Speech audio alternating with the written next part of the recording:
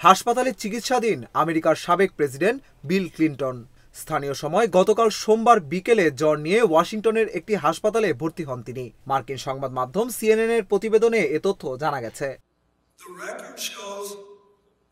ক্লিন্টনের সহকারী chief of staff Angel উরেনা সামাজিক যোগাযোগ মাধ্যম এক্সে পোস্ট করে বলেন, প্রেসিডেন্ট ক্লিন্টন জ্বরে আক্রান্ত হলে তাকে পরীক্ষা ও পর্যবেক্ষণের জন্য জর্জ টাউন ইউনিভার্সিটি মেডিকেল সেন্টারে ভর্তি করানো হয়েছে। তবে তিনি এখন ভালো আছেন। আশা করছি ক্রিসমাসে তিনি বাড়িতে থাকতে পারবেন। ৭৮ বছর বয়সী ক্লিন্টন গত কয়েক বছরে বেশ কয়েকবার শারীরিক অসুস্থতার মধ্য দিয়ে গেছেন। সবশেষ ২০২১ সালে ৬ দিন হাসপাতালে ভর্তি ছিলেন। সেবার তার রক্তে সংক্রমণ দেখা দিয়েছিল। ২০০৮ সালে ৫৮ বছর বয়সে হৃদরোগে আক্রান্ত হন বিল ক্লিন্টন। এরপর তার বাইপাস সার্জারি হয়। হৃদরোগে আক্রান্ত হওয়ার পর জীবনযাপন প্রক্রিয়ায় বিশেষ করে খাদ্যাভ্যাসে বড় পরিবর্তন আনেন ক্লিন্টন।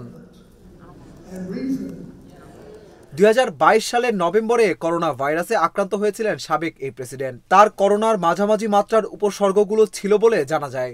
১৯৯৩ থেকে ২০০১ সাল পর্যন্ত ২ দফায় মার্কিন প্রেসিডেন্ট হিসেবে দায়িত্ব পালন করেন বিল ক্লিন্টন। পরবর্তীতে তিনি বিভিন্ন কূটনীতিক ও দাতব্য কার্যক্রমের সঙ্গে সংশ্লিষ্ট থেকেছেন।